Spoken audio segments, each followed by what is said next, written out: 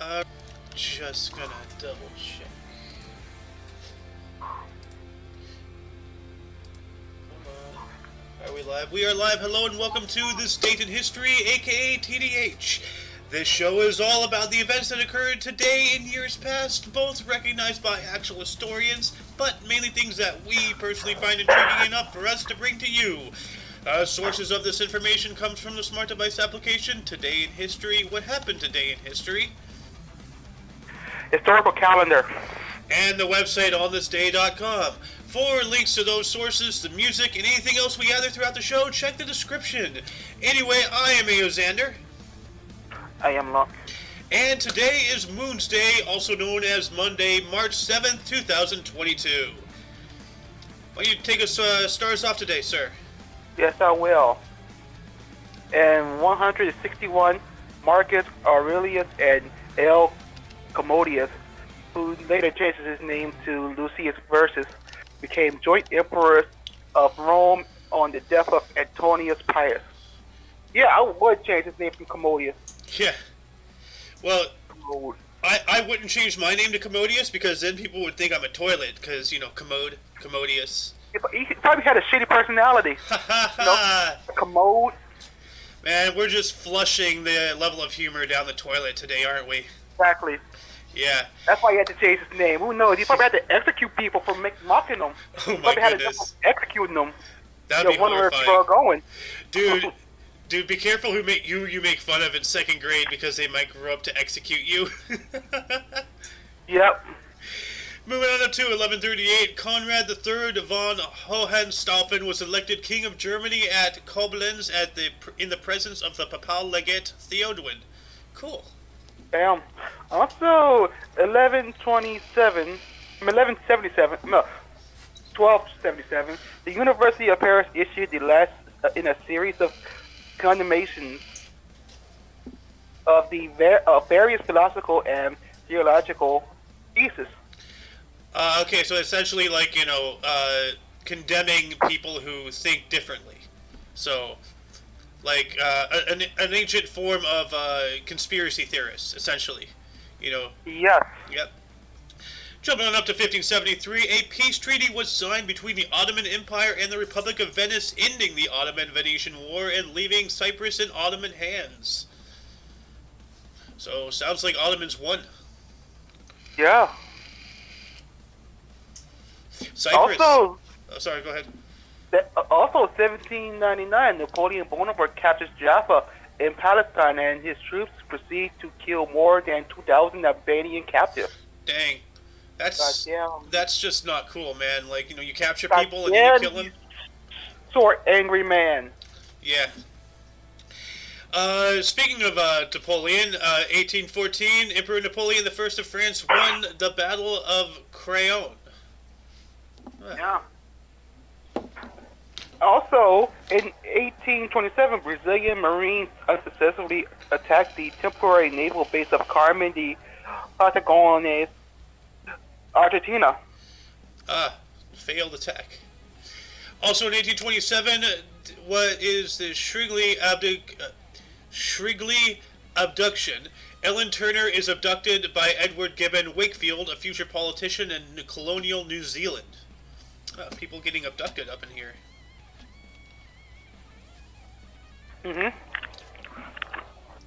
Also, in 1850, Senator Daniel Webster gives his 7th of March speech endorsing the Compromise of 1850 in order to prevent a possible civil war. We saw how that worked out, unfortunately. So, I just got a good dictionary from him. Yep. What was the Compromise of 1850, though? Let me look that up real quick. Compromise of 1850 was a package of 5 separate bills passed by the United States Congress in September 1850 that diffused a political confrontation between slave and free states on the statutes of territories acquired in the Mexican-American War. Interesting. In 1862, during the American Civil War, here you go. In order to prevent a possible civil war, next article, Civil War.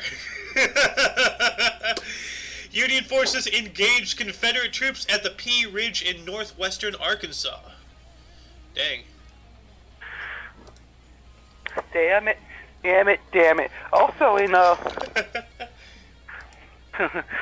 in 1876, Alexander Graham Bell is granted a patent for an invention he calls the telephone.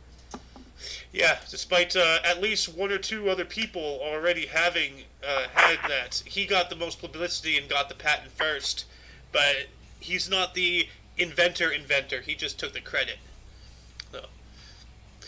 1900, the German liner SS Kaiser Wilhelm der Grosse became the first ship to send wireless signals to shore. Oh, cool. Damn.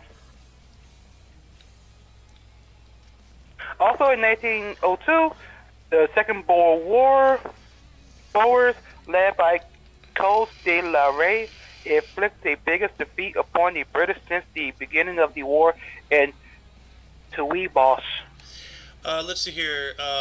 Boers defeated the British. Okay, so it's not telling me. So Second Boer War. You know, I'm not going to look that up. I wanted to see what their losses were, but we'll just jump into 1914. Prince William of Wied arrived in Albania to begin his reign as king.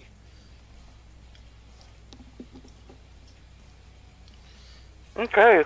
Also, 1933, the Parliament House of Finland was officially inaugurated in Helsinki, Finland. Nice. I think it happened in 1931, though. 5 years later, in 1936, a prelude to the Second World War, in violation of the Locarno Pact and the Treaty of Versailles, Germany reoccupied the Rhineland. Oh, here we go. Yeah, hey, we did that in Call of Duty World War II. In the campaign, you take over the Rhine.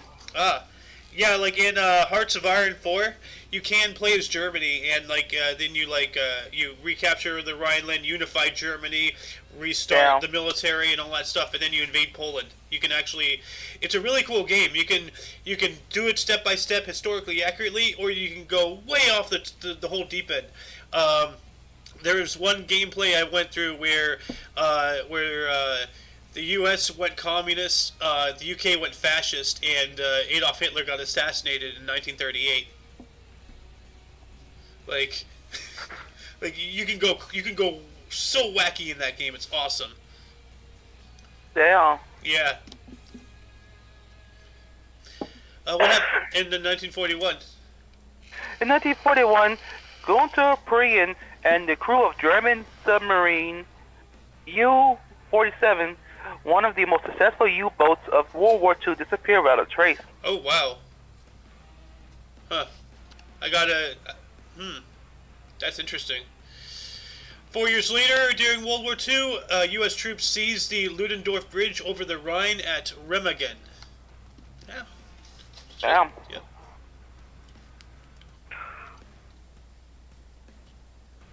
Also, 1950, Cold War, the Soviet Union issues a statement denying the Klaus Fuchs served as a Soviet spy. Oh, shut up, Soviets. He was such a spy. Klaus Fuchs, he was the reason why the Ruskies got the bomb. It was him and his collaborators. He's a big proponent in that.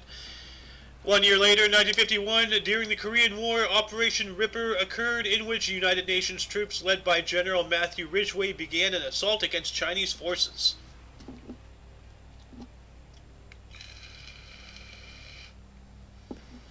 Lug? Yeah. Also, in 1951, Iranian Prime Minister Al Razaman is assassinated by Khalid Taramusbi, a member of the Islamic fundamentalist Brother Islam, inside a mosque in Tehran. Yeah, Tehran. Tehran. Yep. 4 years later, Bloody Sunday, another Bloody Sunday, here we go. A group of 600 civil rights marchers was brutally attacked by the state and local police in Selma, Alabama. Oh. Selma, Alabama. Yeah. Alabama. MLK was there. Ah. How many Bloody Sundays were there in history? We're at, what, 3 now? Let me look that up. How many Bloody... Yeah, here we go. How many Bloody Sundays are there? There were 3 to 4 incidents, 1913, 1920, 1972, were in whole or part acts of violence committed by British state forces on Irish civilians. So there's 4 Bloody Sundays for the Irish alone. Are there in the world? It's not telling me. Why are there so many called 13? Yeah. Yeah. Why are so many events called Bloody Sunday? So I have no idea. There's a lot of Bloody Sundays. So. How many of them are on the actual Sunday? Well, I'd expect all of them. You know. This is Monday. Yeah, but the event occurred on a Sunday at that time. So, like, this date in 1965 would have been a Sunday. Okay. Yeah. Moving on up to 1967, the Majelis Permusyawaratan Rakyat Semerator, or MPRS, Indonesia's provisional parliament, revoked Sukarno's mandate as president of Indonesia.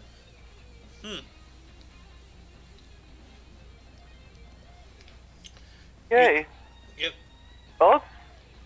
Also, in 1968 Vietnam War, the United States and South Vietnamese military began Operation Truong Kong, then to root out Viet Cong forces in the area surrounding Mai Tho. Why do you have VC around your toe? What are the VC doing around your toe? Right now, they're currently supporting the tough acting Kanakin. Oh, Now I'm Charlie. joking. Oh, Charlie. Jumping on up to 1971, Sheikh Mujibur Rahman, a political leader of the East Pakistan, or present-day Bangladesh, delivered his historic 7th March speech in the racecourse field, now Suwarde Udan, in Dhaka. Dhaka uplink. I played too much PlanetSide. 1986, Lunk? Where do you keep going? Oh, me nowhere. Also, in 1986 the Challenger disaster, divers from the U.S.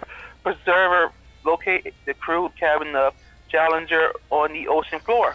Oh, man. I don't even want to look that up. That's just tragic. Yeah, we already know how horrible it is. Yeah. 365 days later, in 1987, the Louis Massacre occurred, in which Taiwanese military massacred of 19 unarmed Vietnamese refugees at Donggang Liu Kinmen.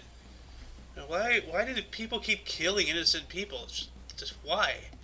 You know? Never leads to anything good. No, it doesn't.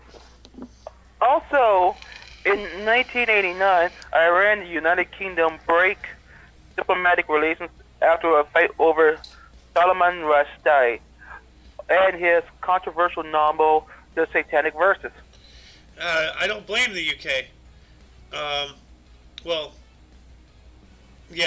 Whoever broke off the diplomatic relations, I don't blame them. That's from Iran. Yeah. Well, for once I'm on Iran's side. Nah, I'm on no side with that. Don't ban books. Well, No matter what they have in them. You have a point. If somebody wants it, they'll get it. Only difference is they won't be able to track it. You have a point. You have a very valid point. I'm going to have to side with you on that, actually. Moving up to 1993, the tugboat Thomas Herbert sank off the coast of New Jersey, USA. Yes. Also, in 2006, terrorist organization Lashkar-e-Taiba coordinated a series of bombings in Varanasi, India. Yes. Bombings.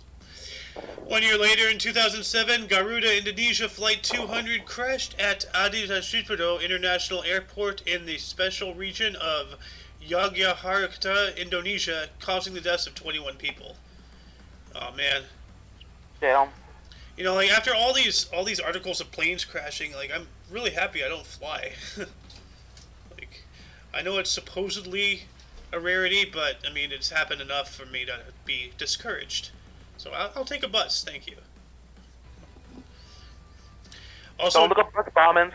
Oh God, well nowhere is safe, but at least a bus doesn't fall out of the sky. Like No, it don't. Also in 2007. 2000, also in 2007, reform of the House of Lords, the British House of Commons vote to make an upper chamber House of Lords 100% elected. Good. Good. Or at least in the public eye, it's elected.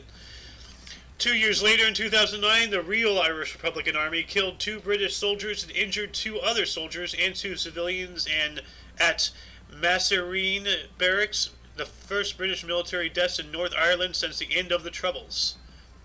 Oh wow, that's still going on, 2009. Yeah. Good. Also, 2021, at least 105 people died and 600 are injured in a 2021 Bata explosion in the Bata Quadrilateral Guinea. Yeah. Equatorial, like equator. Okay. Equatorial, yeah, Equatorial Guinea. Which I assume is like a part of New Guinea that's directly on the equator. Dang. The Bata explosions. I don't remember that. You have to look that up. I remember some port blowing up, but that was a couple years ago. A series of during the afternoon of March 7th, 2021 last year, a series of 4 explosions occurred at a military barracks in the neighborhood of Nkotatama, a district of Bata, the largest city and commercial capital of the Central African country of Equatorial Guinea. Huh. Interesting. Yes. Before we get into births and deaths, any articles capture your attention today? Yeah. Two. Senator Daniel's 7th of March speech, and we're us taking the Rhine.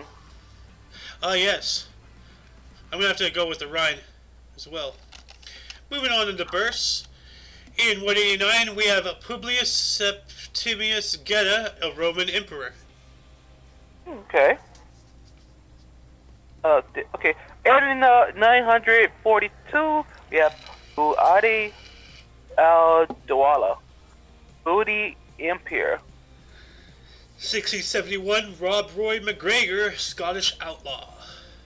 I wonder if he's a great ancestor of Conor McGregor. That explains his fighting skills. You know? He's fucking Irish. Of course he's fucking a fighter. They drink and fight. Yep. Also in 1678, Filippo Gervara, Italian architect who decided the Basilica of Superga. Ooh. I have to look that up here. Yes. Oh, that's pretty cool. It's like a church thing with a rotunda, and that's an interesting architecture. I don't know what to call it. Like, it has like all these big towers and such on it that are way disproportionately large compared to the rest of the structure. It's like if you merged like the Capitol with like Venice architecture and some of the Vatican, and then painted some of it orange. Oh, and a little bit of Notre Dame in there as well, just a little bit. Interesting. It's pretty cool. Moving on up to 1730, we have Louis Auguste Le Tonnelier de Bretemuel, French soldier and politician who was a prime minister of France. And in 1765, we have Niespy, French inventor who invented the photograph. Yep, invented photography. Look at this photograph. Look at this photograph. Look at this graph. Look at this giraffe. 1811, Increase A. Lapham, American botanist and author. What a name, Increase A. Lapham. What's a Lapham? I don't know, but increase it. But specifically A. Lapham. I don't know.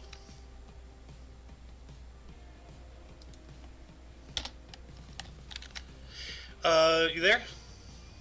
Yep. 1839. 1839, we have Ludwig Munday, German-born chemist and Ludwig Munday, German-born chemist and British industrialist who discovered the metal carbonyls. I don't think carbonyls is a metal. I think it's like a something of it. Or metal carbonyls are coordination complexes of transition metals with carbon monoxide ligands. Metal carbonyls are useful in organic synthesis and as catalysts or catalyst precursors in homogeneous catalysts such as hydroflammation and Reppe chemistry. So it sounds like something involving merging man with machine. Because that's interesting. Oh, like cybernetics. Yeah. All the way, yeah, dang. 1841? Yeah, in 1841, there's William Rockwell Nelson, American businessman and publisher who founded the Kansas City Star. Nice. 1843, Marriott Henry Brosius, American senator.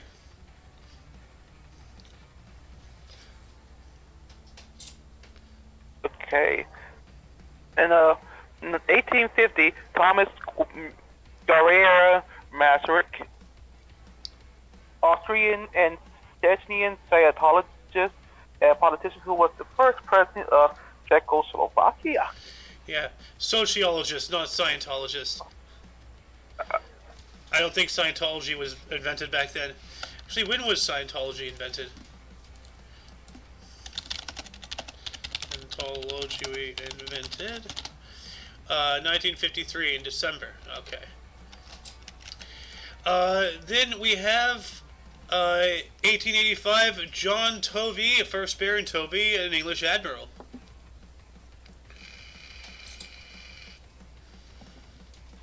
Okay. Oh yeah. Also, in wait, which one are we on? 1888. 1888. We have Aldous Targia van Starkenborg Startzauer, Dutch lawyer and politician who was a governor general of the Dutch East Indies. 1911, Sachindananda Vatsyayan, Indian modern poet, journalist, and author. Yeah. Also in yeah. You okay? Also in 1930, we have Anthony Armstrong Jones, first Earl of Snowdon, English photographer and politician. Snowdon. 1938, Janet Guthrie, a U.S. professional race car driver and first woman to qualify and compete in both the Indianapolis 500 and Daytona 500. 500, she got a full 1,000. Oh, a whole 1,000? Yeah. God damn. Also in 1942, we have Michael Eisner, U.S. businessman. Why does that name sound so familiar? He was mostly involved in Disney, too. Oh, okay. Well, then I'm gonna, yeah. Alright.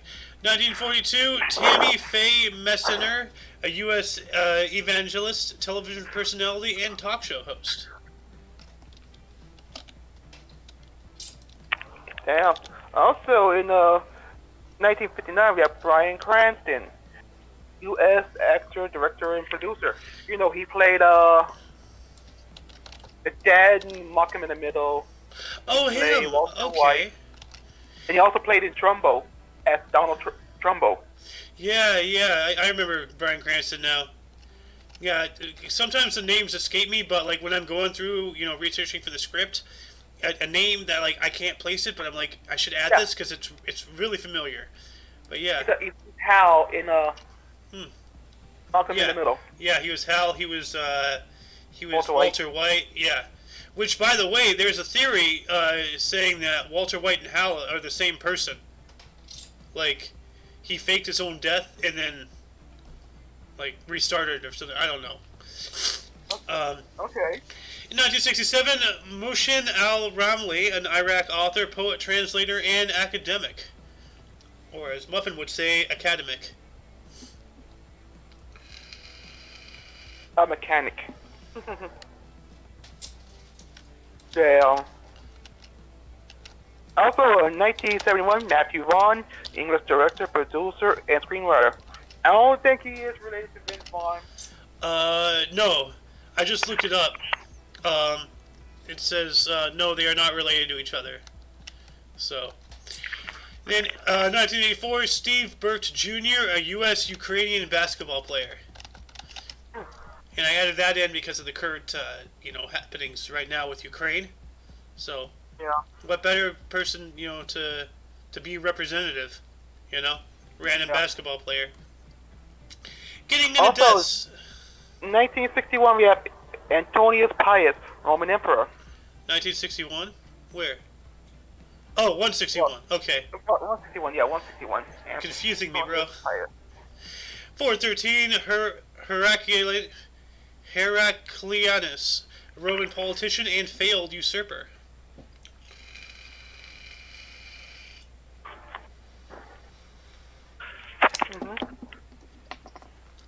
Also, in 851, we have Nomami, King/Duke of Brittany. Domino no me. That's Nomino. Nomino. Oh. Yeah. 1226, William Longesippe, 3rd Earl of Salisbury, English commander. What a name, Longesippe. Yeah. He's probably the longest peer. You need to go check that out. What? You need to go check that out if he's the longest peer. I'm not gonna look up the world record for longest urine stream. That's just weird. Yeah. Also, 1767, John Baptiste Le Moyne Cherie de Bienville, Canadian politician who was the second colonial governor of Louisiana. Nice. We missed one in 1625. Johann Bayer, a German lawyer and cartographer. I'm wondering if they have anything to do with Bader aspirin, like if his ancestor, or if his later on, what's the word? Descendant. If his descendants have anything to do with Bayer aspirin. Then, 1809, Jean-Pierre Blanchard, a French inventor who is best known as a pioneer in balloon flight.